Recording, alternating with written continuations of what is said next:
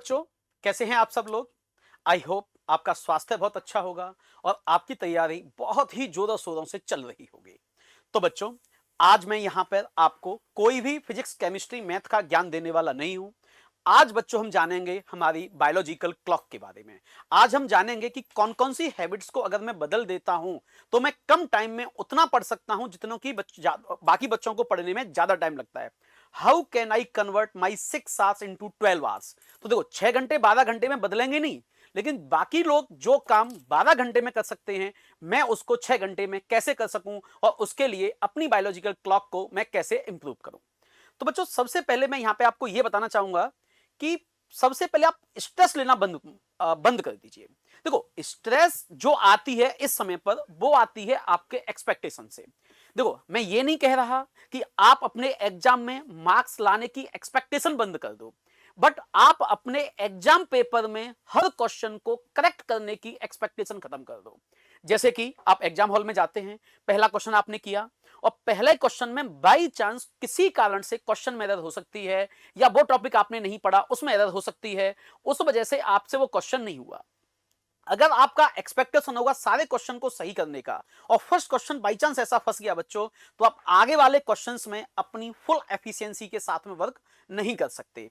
इसलिए सबसे पहले टोटल मार्क्स का एक्सपेक्टेशन रखो, हर क्वेश्चन को सही अटेम्प्ट करने की एक्सपेक्टेशन बंद कर दो। दूसरी बात बच्चों, बायोलॉजिकल क्लॉक को अगर आप इंप्रूव करना चाहते हैं तो सबसे पहले बच्चों आपको जानना होगा सर्केडियन सिस्टम के बारे में। किसके बारे में बच्चों, बोलो। सर्केडियन सिस्टम के बारे में। तो सर्केडियन सिस्टम क्या होता है कि हमारी बॉडी जो होती है वो हर 24 आवर्स में एक जैसे बिहेव नहीं करती है। हमारी बॉडी से कुछ स्पेशल हार्मोन्स निकलते हैं और ये हार्मोन्स एक्टिवेट होते हैं according to the light surrounded by us, कि वहां पे लाइट कैसी है। हमारे पास हमारा मेंटल हेल्थ, हमारी बिहेवियरल हेल्थ और हमारी फिजिकल हेल्थ, ये तीनों बच्चों इस बात पर डिपेंड करती हैं कि वो हार्मोन्स उस लाइट से कैसे एक्टिवेट हुए हैं, और इसी चीज को हम बोलते हैं सर्केडियन रिदम। तो सर्केडियन रिदम अगर हम इंप्रूव कर लेते हैं तो बच्चों, सर्केडियन रिदम में इंप्रूव करने से हम लोग कम टाइम में ज्यादा पढ़ाई कर सकते हैं, अगर आपको यह पता चल जाए कि इस समय हमारी बॉडी कैसे रिएक्ट कर रही है और कैसे बिहेव कर रही है। दूसरी बात बच्चों, सर्केडियन रिदम सबसे ज्यादा इफेक्ट होता है आपके स्लीप साइकिल से, और अगर आपका स्लीप साइकिल डिस्टर्ब है तो बच्चों आप अच्छा क्वेश्चन सॉल्व करने में जितना टाइम लगा रहे हैं, और अगर आपका स्लीप साइकिल सही है तो उसे ही अच्छा क्वेश्चन सॉल्व करने में आपको उससे कम टाइम लगेगा। तो सबसे पहले सर्केडियन रिदम को इंप्रूव करना है तो स्लीप साइकिल को आपको सबसे अच्छा बनाना होगा। अब यहां पर आप कहते हैं कि सर स्लीप साइकिल को इंप्रूव कैसे करें। देखो, सर्केडियन सिस्टम ये नहीं कहता है कि स्लीप साइकिल को इंप्रूव करने के लिए भाई तू 10 घंटे सो, ये बिल्कुल नहीं कहता है, लेकिन किस टाइम पर सोना है ये बहुत जरूरी है। सबसे पहले, जैसे कि सर्केडियन टाइप के जैसे इफेक्ट कम से कम बच्चों के अंदर नहीं होते। बच्चों, जो छोटे बच्चे होते हैं ना, उनमें किसी प्रकार का कोई सर्केडियन रिदम का इफेक्ट नहीं होता है। क्यों क्यों नहीं होता? क्योंकि क्योंकि उनका स्लीप साइकिल सबसे अच्छा होता है। वो हमेशा, वैसे तो हमेशा ही सोते रहते हैं, खैर मैं ये नहीं कह रहा कि वो उनका, क्योंकि उनका नीड उतनी होती है हमेशा सोने वाली। लेकिन हमारा जो स्लीप साइकिल है, क्या वो सही है? अगर आपका स्लीप साइकिल सही है तो बच्चों आप अपनी एफिशिएंसी में ऑप्टिमम मार्क्स या ऑप्टिमम तैयारी कर सकते हैं। अब देखो, सर्केडियन रिदम को सही करना है, स्लीप साइकिल को सही करना पड़ेगा।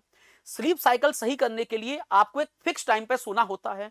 जैसे स्लीप, अगर आप सर्केडियन सिस्टम के बारे में जानेंगे तो जैसो सबसे इंपॉर्टेंट टाइम होता है डीप स्लीप का 2 से 4 बजे के बीच में, और अगर आप 2 से 4 बजे के बीच में प्रॉपर स्लीप नहीं ले रहे हैं बच्चों, तो कहीं ना कहीं आपका सर्केडियन सिस्टम गड़बड़ होगा। और अगर सर्केडियन सिस्टम गड़बड़ है तो एक्चुअली में जो हार्मोन्स आपकी बॉडी से निकले हैं और लाइट से एक्टिवेट होते हैं, या लाइट से वो मेंटल तक पहुंचते हैं, मतलब दिमाग तक पहुंचते हैं, और अगर वो कहीं डिस्टर्ब हो गए तो आपकी 3 हेल्थ गड़बड़ होती है, जैसा कि मैंने पहले बताया, फिजिकल हेल्थ, मेंटल हेल्थ और बिहेवियरल हेल्थ। आप चिड़चिड़े हो जाएंगे, आपको अचानक से गुस्सा आने लगेगा, आपको कभी ऐसा लगेगा यार क्या क्वेश्चन है, आपको बाल खींचने की नौबत आ जाएगी। तो ऐसा तभी होता है जब आपका सर्केडियन रिदम गड़बड़ होता है बच्चों। और सर्केडियन रिदम गड़बड़ ना हो, फर्स्ट आपको इंप्रूव करनी है अपनी स्लीप साइकिल। कुछ लोग कहते हैं कि सर मैं तो रात को बहुत पढ़ता हूं लेकिन सुबह मुझे नींद आती है।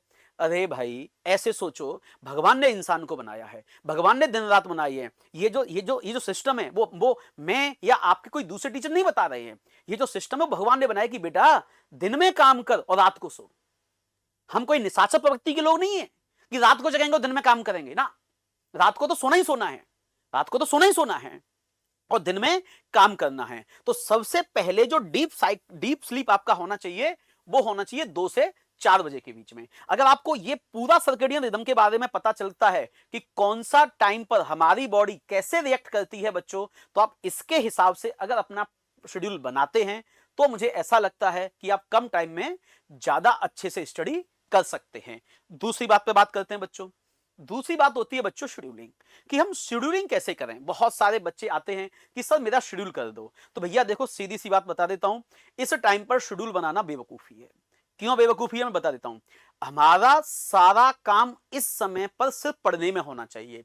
शेड्यूल पढ़ने लिखने का नहीं, शेड्यूल बच्चों बाकी चीजों का होना चाहिए कि सर मुझे खाना खाने का टाइम मेरा क्या है, मेरा नहाने का टाइम क्या है, मेरा सोने का टाइम क्या है। तो अदर एक्टिविटीज के लिए शेड्यूल बनाना है और अदर एक्टिविटीज के बाद जो टाइम मिलता है 24 घंटे में से वो सारा पढ़ने के लिए है। पढ़ने लिखने का शेड्यूल नहीं होता भाई। शेड्यूल किसका होता है? जो कि नॉन पढ़ने लिखने वाली चीजें हैं। तो शेड्यूलिंग के बारे में ना सोचें कि मैं कब से कब पढ़ूं, बाकी चीजों को फिक्स करें। सोना कब है ये फिक्स करें, उठना कब है ये फिक्स करें, खाना खाना कब खाना है ये फिक्स करें, अदर एक्टिविटीज कब करनी है, नहाना कब है ये फिक्स करें और इन चीजों में कम से कम टाइम बिताएं और बाकी सारे टाइम को बच्चों आप पढ़ने में लगाएं। ये बात आपको समझ में आ जानी चाहिए। अगली बच्चों जो बात होती है वो होती है how can we control the mind, कि सर मेरा बाकी चीज का शेड्यूल फिक्स हो गया, मैं सर्केडियन रिदम के हिसाब से मैं अपने सारे पढ़ाई को मेंटेन कर रहा हूं, बट मेरे माइंड को कंट्रोल में कैसे करूं इन सब चीजों के लिए कि मेरा माइंड तो कंट्रोल होता ही नहीं है। माइंड को कंट्रोल करने के लिए बच्चों आपको क्या करना पड़ेगा, जैसे मैं एक छोटा सा एग्जांपल देता हूं। आपने आज सोचा कि यार आज आ गया मेरे पास में कितना, आज मैं 1 जनवरी से प्रॉपर पढ़ाई करूंगा, मुझे 16 घंटे पढ़ना है और बाकी घंटे में सोऊंगा, अदर एक्टिविटी करूंगा, पढ़ने के लिए मेरे पास 16 घंटे हैं। बहुत अच्छे भाई, ठीक है। सुबह आप अलार्म लगा के सो जाते हैं। सुबह जैसे ही बच्चों 5 बजे का आपने अलार्म लगाया और 5 जैसे ही बजे आपने बस क्या किया पता है आपको? आपने कहा बस 5 मिनट और सो जाता हूं यार। अलार्म को थोड़ा बंद किया और सो गए। जैसे ही आप सोए फिर आपने तुरंत आंख खोली। जैसे ही आपने दूसरी बार आंख खोली आपने देखा भैया जो वॉच में 5 बज रहे थे ना, अरे अब वो 9:30 बज चुके हैं। पलक झपकते ही 4.5 घंटे कब बीते पता ही नहीं चला। फिर आपका ये जो माइंड है ना फिर आपको सेटिस्फाई करेगा, अरे कोई बात नहीं, सोना भी बहुत अच्छी बात होती है, इससे स्लीप साइकिल इंप्रूव होती है। तो हमारा माइंड उस समय आपको क्या करेगा, इतनी सारी आपको पॉजिटिव बातें बता देगा कि आपको लगेगा कि चलो सोने से मैंने कोई गलती नहीं की है, मैं बहुत अच्छा हूं, कोई बात नहीं। फिर आप जाएंगे, फिर आप जल्दी जो भी अपनी एक्टिविटी होंगी उनको करेंगे, फिर आप ब्रेकफास्ट करके फिर पढ़ने बैठ जाएंगे। जैसे ही पढ़ने बैठेंगे तुरंत मोबाइल पे क्लिक, हेलो, मैं कोई मैसेज आता है, मैसेज आएगा, फिर आप उससे थोड़ा सा लेंगे, नहीं नहीं मुझे तो पढ़ना है। माइंड कहेगा कि नहीं नहीं एक ही मैसेज का तो रिप्लाई करना है मेरे भाई, कोई दिक्कत नहीं है। ये माइंड क्या करेगा, आपको अदर एक्टिविटीज के लिए बार बार कुछ ऐसे पॉजिटिव एग्जाम्पल देता रहेगा जिन एग्जाम्पल से आप क्या हो जाओगे, एक्चुअली में उसके लोभ में फंस जाओगे। ये हमारा जो ब्रेन है बच्चों, ये आपको हमेशा प्रलोभन देता रहता है, हमेशा प्रलोभन देता रहता है। जैसे ही आपने आपके पास किसी का मैसेज आया आपके मित्र के पास में, तो आपको लगेगा अरे यार एक ही मैसेज का तो रिप्लाई करना है।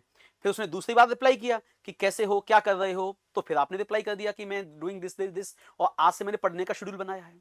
फिर आप सोचोगे नहीं नहीं नहीं नहीं मुझे तो पढ़ना है, मैंने रात को भी नहीं पढ़ा और अभी भी मैं मैसेज में चैट कर रहा हूं, तो फिर थोड़ी देर के लिए आप मोबाइल रख दोगे। फिर क्या होगा उसके बाद में, फिर थोड़ी देर बाद उस तरफ से मैसेज आएगा, फिर आप सोचोगे यार कि, फिर पता है वो माइंड आपका क्या कहेगा, देख भाई उस बंदे को देख, वो क्लास का टॉपर भी है लेकिन वो 3-3 लोगों से दिन भर चैट करता रहता है। फिर आप कहोगे हाँ यार ये सही है, चैट करने से कोई पढ़ाई डिस्टर्ब नहीं होती है। फिर आप क्या करोगे, कॉपी को बंद कर दोगे, फिर तुरंत चैट करने में लग जाओगे। तो ये सारी चीजें जो हो रही हैं उन सब में एक पॉइंट कॉमन है, वो है आपका ब्रेन। कि ब्रेन आपको हर काम करने के लिए, हर काम करने के लिए कुछ ना कुछ ऐसा प्रलोभन दे रहा है कि आप पढ़ाई से दूर होते जा रहे हैं। तो इस चीज के लिए सबसे ज्यादा जरूरी है कि हम अपने माइंड को कंट्रोल करें, हम अपनी हैबिट्स को कंट्रोल करें। कभी कभी ये ब्रेन केवल और केवल आपको प्रलोभन नहीं देता है, कभी कभी ये आपको चीजों को करने से मना नहीं करता है। देखो माइंड की सीधी सी बात है, उसने कभी नहीं कहा आपसे कि आप पढ़ाई मत करो, ये अच्छी बात बोली है, उसने कभी नहीं कहा कि आप पढ़ाई मत करो, लेकिन पढ़ाई करने भी नहीं देता है। अच्छा, अगली बार अगर आपको प्रलोभन देने से, जब माइंड के पास में कोई भी एग्जाम्पल ऐसा नहीं होगा जो जिससे आपको प्रलोभन मिल सके, जिससे आपको यह मिल सके कि पढ़ाई से कैसे दूर हुआ जाए, तो फिर वो इस बात को टालने में लग जाएगा। अच्छा कोई बात नहीं, आज का दिन तो गया, देख भाई तू सुबह नहीं उठा, कोई बात नहीं, एक काम कर, कल से पढ़ेंगे। कब से पढ़ेंगे? कल से पढ़ेंगे, कल से पक्की पढ़ाई है। तो उसने अभी भी आपको पढ़ने से मना नहीं किया, चीजों को खींचा। तो माइंड जो है ना, इससे हमें लड़ना पड़ेगा, इसको कंट्रोल करना पड़ेगा किसी भी हालत में। अदरवाइज बच्चों, हम चाहे शेड्यूलिंग की बात कर लें, चाहे हम सर्केडियन सिस्टम की बात कर लें, चाहे हम बायोलॉजिकल क्लॉक को इंप्रूव करने की बात कर लें, कुछ भी नहीं होने वाला है। और इसको कंट्रोल करने का एक ही तरीका है, जो कि हमारी स्पिरिचुअलिटी में भरोसा स्पिरिचुअलिटी से आता है, that is learning by seeing, जिसे दर्शन कहते हैं। कि हमें दूसरों को देख करके सीखना पड़ेगा। हमारा जब एक दिन खराब हुआ तो अगले दिन हमको ये बात दिमाग में बार बार डालनी पड़ेगी, यार इस दिमाग ने कल मुझे बहुत सारे प्रलोभन दिए, इसने मेरी पढ़ाई को एक दिन पर टाल दिया, अब मुझे इसकी बात नहीं सुननी है भाई, अब तो मुझे पढ़ना ही पढ़ना है किसी भी हालत में। और अगर आप पढ़ोगे बच्चों, तब जाकर के ही आप अपनी बायोलॉजिकल क्लॉक और इन सारे सिस्टम्स को इंप्रूव कर पाएंगे। सर्केडियन सिस्टम को समझें, शेड्यूल पढ़ने का नहीं बाकी चीजों का बना है। माइंड को कंट्रोल करें, ये देखते हुए कि माइंड क्या क्या कर सकता है, क्या क्या नेगेटिविटी ये ला रहा है, उन सबको उसको रिवर्स जाना पड़ेगा। जैसे ही माइंड बोले कि कोई बात नहीं भाई, आज का दिन खराब हो गया, तू कल से पढ़ लेना, तुरंत माइंड को बोलना है नहीं नहीं नहीं नहीं, तूने मेरा कल का दिन भी खराब किया है भाई, इसी चक्कर, यही तूने कल बोला था मुझे। भाई मैं सुबह सुबह उठता हूं, मैंने कहा यार कल से तो मैं जिम जाऊंगा, अच्छा लेकिन सुबह 4 बजे जिम जाना था मेरे को, लेकिन मैं उठा ही 5 बजे। अब मैं सोचूंगा कि अरे यार अब क्या, मैं तो 4 बजे जगा ही नहीं। तो माइंड को मुझे ये बोलना पड़ेगा कि मैंने ये सोचा था कि मैं जिम जाऊंगा, टाइम अगर मैं 4 बजे जाना था, मैं नहीं उठ पाया, तो मैं 5 बजे उठाऊंगा, तो 5 बजे जिम जाऊंगा। अगर मैं ऐसा सोच लिया तो अगले दिन पक्का 4 बजे नींद खुलेगी और मैं 4 बजे जिम चला जाऊंगा। लेकिन अगर आप माइंड की बात सुन ली आपने कि कोई बात नहीं भाई, आज तो तू उठाई नहीं है, कल से चला जाना, तो मैं वो दिन भी रह जाएगा मेरा। तो हमें माइंड पर बार बार क्वेश्चन खड़े करने पड़ेंगे, बार बार क्वेश्चन करने पड़ेंगे कि नहीं भाई तू गलत है, तू गंदा है, तू अच्छा नहीं है, तू मुझे बार बार प्रलोभन देता है, तू मुझे फंसाता है, तू चीजों को मना नहीं करता है, तू चीजों को खींचता है। तब जाकर के बच्चों में माइंड पे कंट्रोल होगा, जब हम रिवर्ट क्वेश्चन माइंड से करने लगेंगे। और इसको बोलते हैं seeing by learning by seeing, दर्शन बोलते हैं हिंदी में इसको। आगे समझे बच्चों।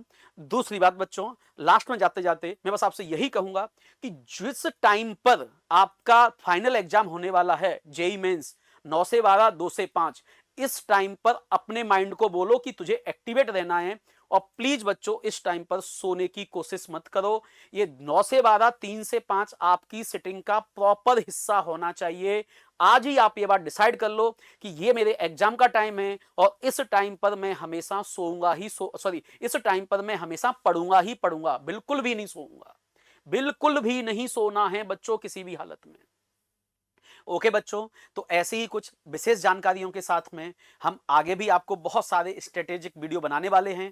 तो बच्चों बहुत अच्छे से आप पढ़ाई करते रहिए। कोई भी आपकी समस्या है शेड्यूलिंग को लेकर के, बायोलॉजिकल क्लॉक को लेकर के, सर्केडियन सिस्टम को लेकर के, आप प्लीज एक बार कमेंट सेक्शन में हमको बताएं। ओके बच्चों, bye bye, love you all.